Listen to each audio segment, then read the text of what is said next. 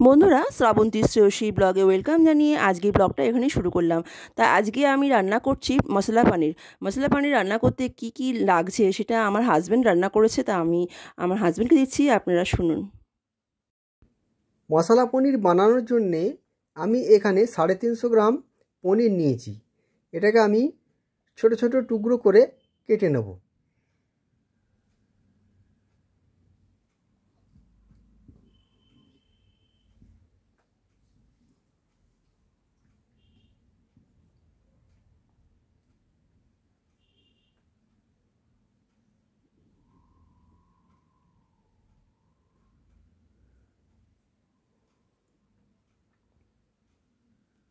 এরপরে 2 চামচ আদা কুচো কুচো করে কেটে নেব।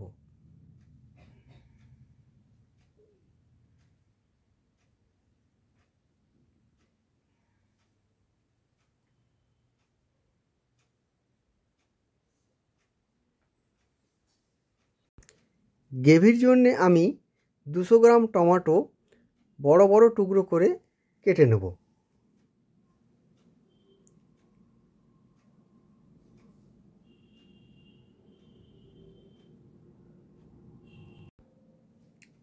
কড়াইতে 2 চামচ সাদা তেল দিয়ে তাতে আমি 50 গ্রাম কাজু একটু হালকা লাল করে ভেজে নেব।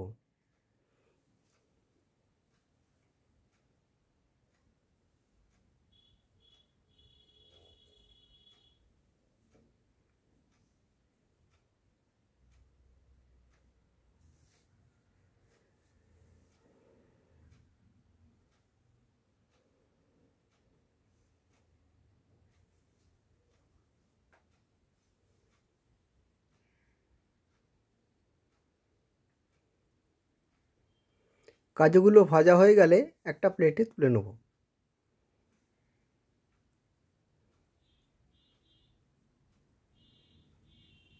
ওই তেলেই আমি পনিরগুলোকে হালকা লাল লাল করে ভেজে নেব।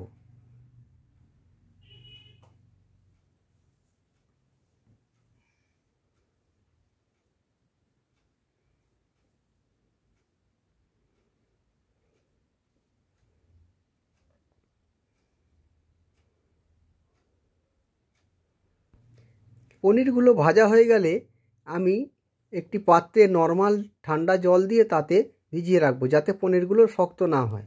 এরপর ভেজে রাখা কাজুগুলোকে একটি মিক্সার জারে গ্রাইন্ড করে নেব। কেটে রাখা টমেটোগুলোকে আমি মিক্সার জারে গ্রাইন্ড করে নেব। এরপর কড়াইতে 2 চামচ তেল দিয়ে তাতে হাফ চামচ জিরে ফোড়ন দেবো।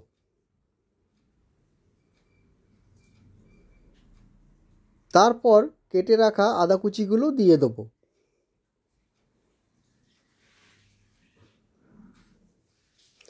এরপর একটু ভালো করে নেড়ে চেড়ে একটু কষে নিতে হবে। তারপর এতে 1 চামচ ধনে গুঁড়ো, 1 চামচ হলুদ গুঁড়ো আর 2 চামচ কাশ্মীরি লঙ্কার গুঁড়ো দেবো।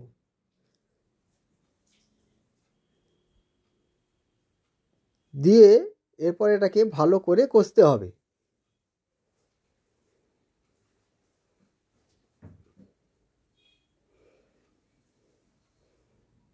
ভালো করে কষা হয়ে গেলে যে টমেটোটা গ্রাইন্ড করে রেখেছিলাম ওটা আমি এখানে দিয়ে দেবো।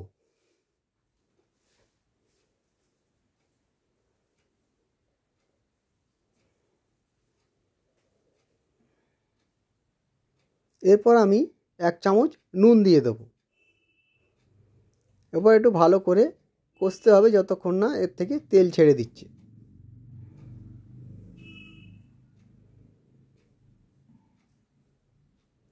এরপর 2 চামচ ফেটে রাখা দই দিয়ে দেবো। দিয়ে এবার ভালো করে একটু নেড়ে চেড়ে কষতে হবে।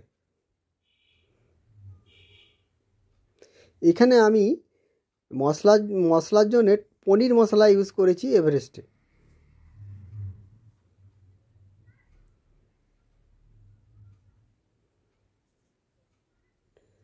তারপর যে কাজুগুলো পেস্ট করে রেখেছিলাম সেটা এখানে দিয়ে দেবো গ্রেভির মধ্যে। দিয়ে এবার ভালো করে মিক্স করতে হবে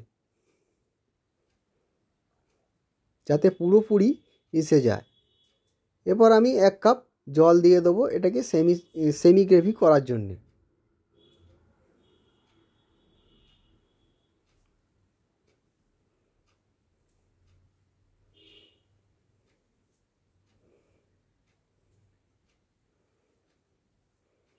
যখন ভালো করে ফুটে উঠবে তখন জল থেকে ছেঁকে নিয়ে পনিরগুলো এখানে দিয়ে দেবো।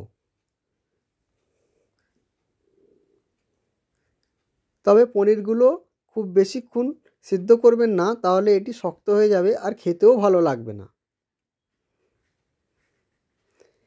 আমাদের মশলা পনির রেডি হয়ে গেছে।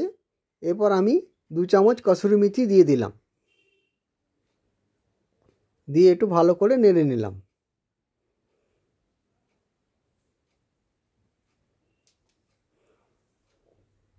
এরপর উপর থেকে কিছু ধনে পাতা কুচি দিয়ে দিলাম। আমাদের পনির সার্ভের জন্যে একেবারে রেডি হয়ে গেছে। আমি সার্ভ করে দেখাচ্ছি, দেখুন।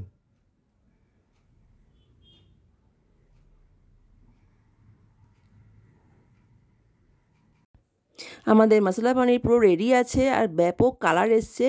বন্ধুরা, তা কেমন হয়েছে তোমরা অবশ্যই কমেন্ট করে আমাদের জানাবে, তাহলে আমাদের রান্না করার উৎসাহটা আরও বাড়বে। আর তোমরা সবাই খুব ভালো থাকবে, সুস্থ থাকবে আর খুব সাবধানে থাকবে। আমি এখানেই এন্ড করলাম।